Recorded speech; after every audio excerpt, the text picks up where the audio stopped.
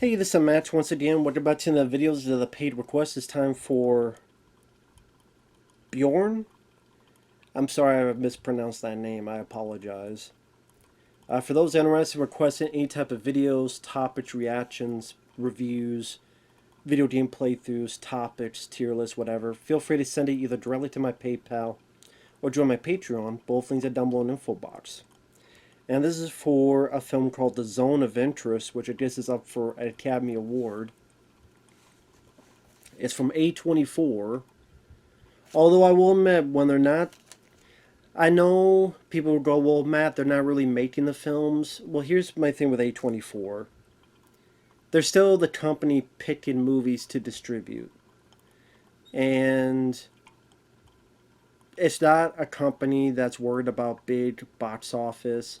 So it's not going to be picking movies to see, oh, this will get a lot of money made for the studio, or it's going to be a crowd pleaser. No, they're picking movies based on their personal taste and what they feel is a good movie. And a lot of times their taste is very different from mine. That's why I get mad at A24 a lot. But like I said, it's mostly their horror stuff that I hate. When it's not that, I enjoyed The Iron Claw. I like Uncut Gems. I did not mind The Disaster Artist. And this one, I could appreciate what it was doing. So, I did not hate the film. I do feel this is a film that would have worked better as like a 40-minute movie. I don't think this needed to be a full-length film. I really don't. Like I say, if this was a 40-minute piece that someone did, and I don't know how you would distribute that, a short film, a glorified short film, for me, it would have been a better, pacing-wise. Because it's about Auschwitz, it's about concentration camps, so it's not going to be such a great fun time to watch the film. But it does do a different take on it. It's from the director of Sexy Beast, which I remember not minding that film, in particular Ben Kingsley and his performance, which was rather entertaining. But it's about this Nazi commandant and his family. They live kind of on this hill. They have this great house. They have a garden. And the house happens to be right next to a concentration camp. Now, the different take on it is we never see the inside of this concentration camp. The director, I read something, he said it best. It's like imagine if there were two movies going on. There's the typical movie that you would see inside the camp, our movie, which is outside of it. So a lot of the film, and I mean a lot of the film, is this family, the father, who's with the Gestapo, his wife, their kids, going about their everyday life, the kids playing outside, them inside doing typical family things, having dinner. But it has pretty solid sound design, minimal music, and you don't hear screams. You don't hear gunshots. You don't hear the horrors of the worst things, some of the worst things that happen, but you don't see it.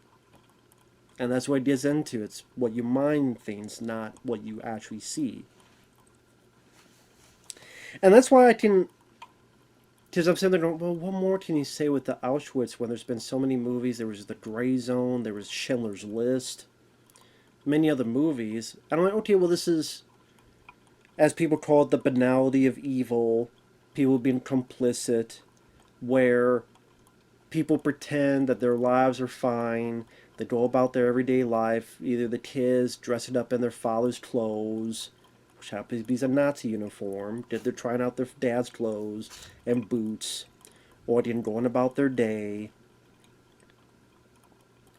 The wife being mad that the husband has to go somewhere else and they possibly have to move, and the wife's mad about that, but as she's walking, there just happens to be right by the wall of the concentration camp, and your mind's thinking, this woman's bad about moving, but then all the horrors and starvation and death and torture going on the other side of this wall. It just goes to show you just complicit evil can be. And how the commandant, the wife, to an extent even the kids, granted it's because they grew up that way, but there's never a voice of reason, there's never a voice to be. And I guess that's the thing. There's not really like the kid or someone else going, this is wrong, this is terrible, this is horrible, you need to stop doing this, Dad, we need to change, blah, blah, blah. Maybe because that would be deemed too Hollywood. Maybe that would be deemed too unrealistic or too typical or too cliche. But like I said, when they're living kind of this everyday life, and like you get the gist of it in a short amount of time, that when it keeps going and going and going, you kind of sit there and you're like, okay, I did it, movies. Then the movie kind of becomes boring, to be honest. It becomes kind of boring, and I hate saying that, but I do not hate the film. I do not hate the film. I do think for those who are very serious about cinema, it's definitely of interest of what you could do with sound design, among all that. But again, it's one of those things where, let's see, writer director Jonathan Glazer wanted to get his name. That's why I was typing.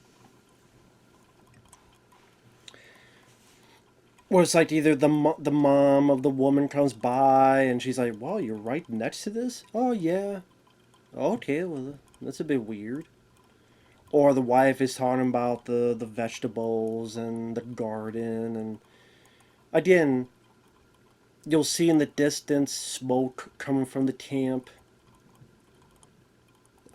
You have someone trying to play piano. You have the kids, them doing yard work, them letting the flowers bloom, them having little get together parties, the kids playing in the pool, the kids getting ready for school, all that stuff. But then you hear the terrible things going on, and you're going, how do you keep doing this? But they do it, and so that's what happens.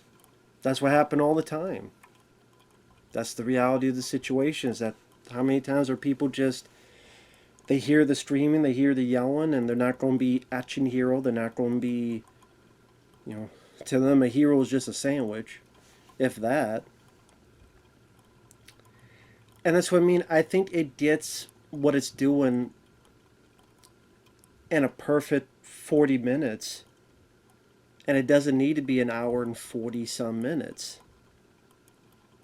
Yeah, I think within 40 minutes you get the gist of it, you get the horror of it, you get how impactful it is. There's an interesting scene where the film is shot in thermal.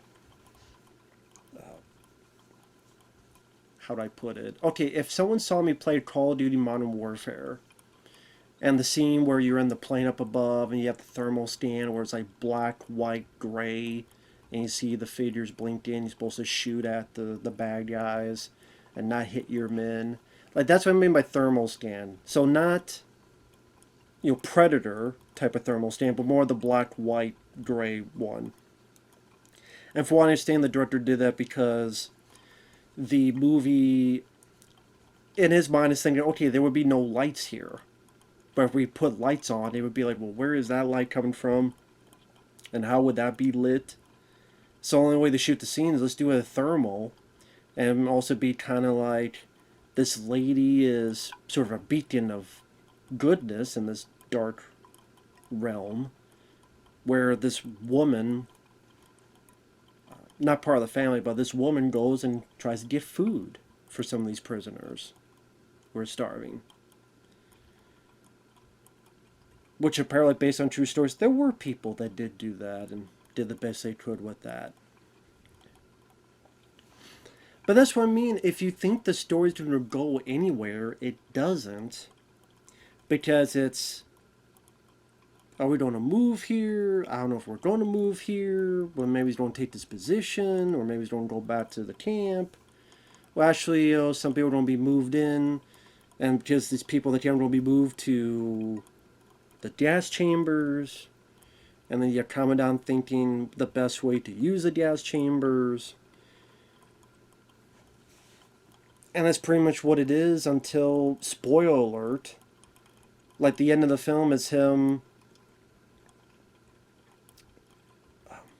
doing his job, and I guess you could say his body is angry at what he's doing, just not his mind. So there's a bit where he pukes and he gags. He doesn't feel bad. He doesn't feel sorry. It's just that's what his body decided to do.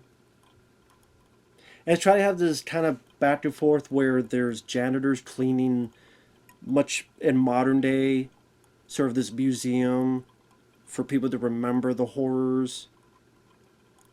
And even though like you're around these horror stuff, it's just their job to clean everything up compared to what this guy was doing, and he'll probably be remembered for this for all time. And then he walks down these steps like he's descending to hell. So like, I get what the director was doing. I get the impact of it. And again, the sound design, the minimal use of music, some of the special effects to have this big concentration camp in the background. But again, to repeat myself, it's something that I don't think needed to be a full-length movie. I think it could just been a short film. 20 minutes may seem a bit too short, so that's why I say about 45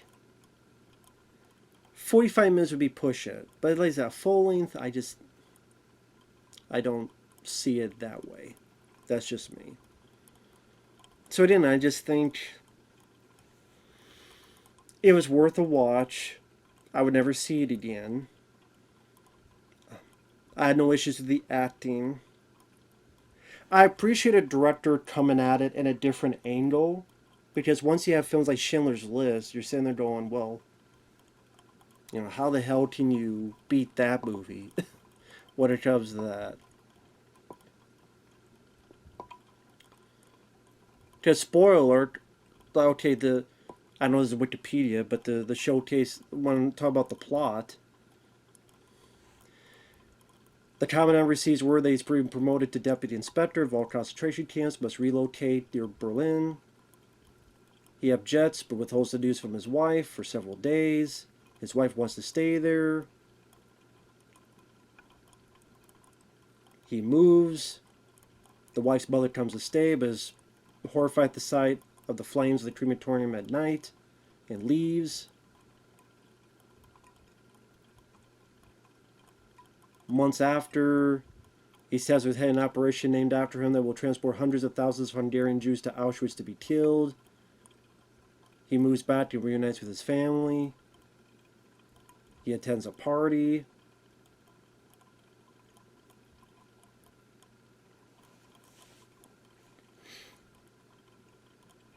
As he leaves his office, he stops and pukes repeatedly, but is unable to vomit. In the present, a group of janitors clean the Auschwitz-Birkenau State Museum, and that's why I wanted to read it. I wanted to get that correct.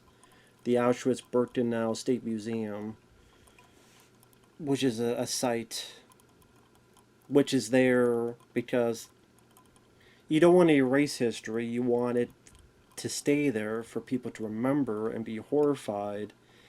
And that's the thing, when you go there, at first you're horrified. And I'm sure the people that stay there, they're horrified, but then they maybe get a certain monotonous melancholy about it. And that's kind of what the gist of the movie is this family or this wife, or they just so used to it that they don't think anything of it.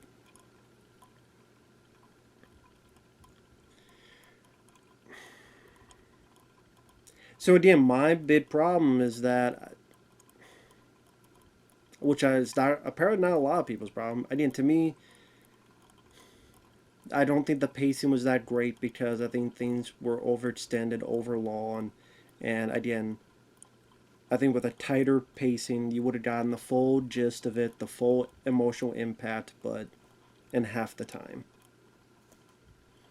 But I guess, I mean, even if you made a 40-minute film, what could you do with it? You can put it in theaters.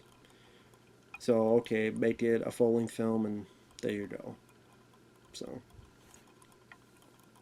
but it's definitely not an easy film to watch. It's not a film that was a fun watch. It's not a film I would ever see again. But, like I said, I get what the director is going for, and it does teach an important lesson about being complicit, ignoring the horror that's outside your door. And when you do that, just how guilty are you for doing so as well?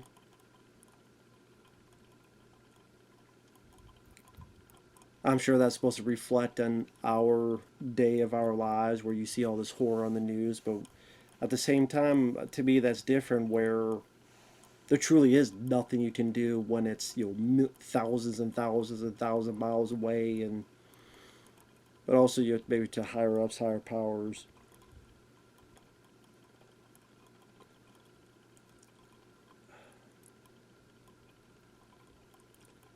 I mean, it's definitely more of a movie worthy for Oscars than Barbie. Say that.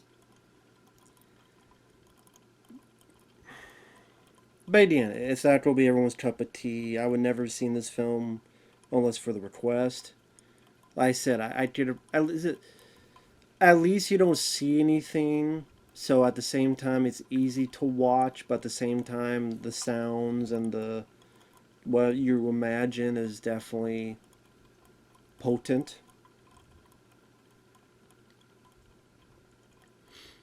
And then you just see how people are going typical amongst their lives. But there was just too much of that. And that's the thing. I don't think there's enough story for a full length film. And that's where my issue is. There's enough story, which is just the concept, idea for a short film. I don't think there was really no story for a long film. It's families here, they buy camp, they go about their day. The dad goes, he wants to stay, but he goes. Then he's able to come back. The end. So, like I said, I don't think there's enough story there for that amount of time. But as is, only for serious cinemaphiles, it's worth one watch. It is. I do think the sound design and such were well done on that front. And like I said, it's a different way of telling the story, so it makes it seem a little bit refreshing. But like I said, it's not a film I would ever see again. So, but I mean, it's of a very serious subject material, so it's kind of hard to joke around in a review with that kind of material. I mean, the Holocaust is one of the worst things that ever happened in human existence. Never experienced it, that would ever want to. Gives you the goosebumps thinking about it. And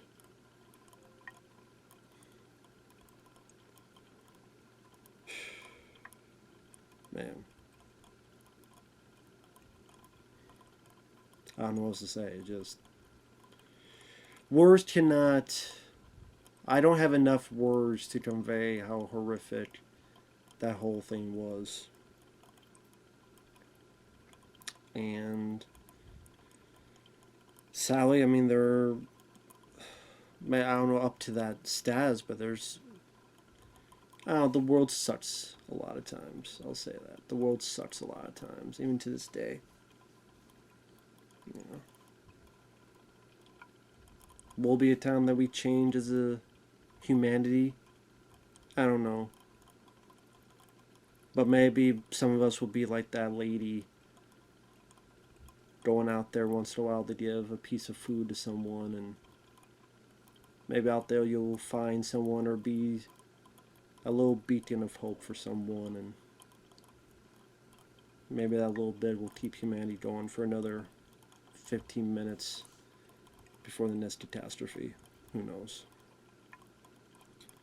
But, yeah. Hell of a bummer.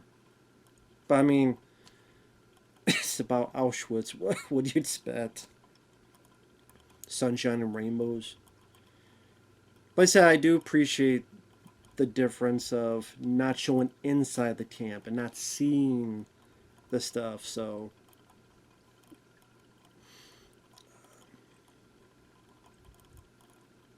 at least it's it's a bit of an interesting, different way to tell that tale. Just, you know, that, yeah, I think as a short film would have just worked out better. But yeah, that's just me. With that said, thanks for watching, and we'll see you guys later. Bye bye.